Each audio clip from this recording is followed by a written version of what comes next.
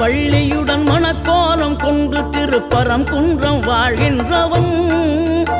நீ தேவர்களை காத்திடவே வீரமுடன் வேலெடுத்து செந்தூரில் ஆழ்கின்றவன் மாங்கனிக்கு கோபம் கொண்டு பார்ப்புகழும் பழனியிலே ஆண்டியன கோலம் கொண்டவன் நீ தத்துவத்தின் சாரெடுத்து சுவாமி மலை எல்லையிலே தகப்பனுக்கு பாடம் சொன்னவன் காவல் என நின்று பெரும் சினம் தணிந்து தணிகையில கண் குளிர காட்சி தந்தவன் நீ பாங்குடனே கருள் தரவே பழமுதிரும் சோலையில பரஞ்சோதியாய் நின்றவன்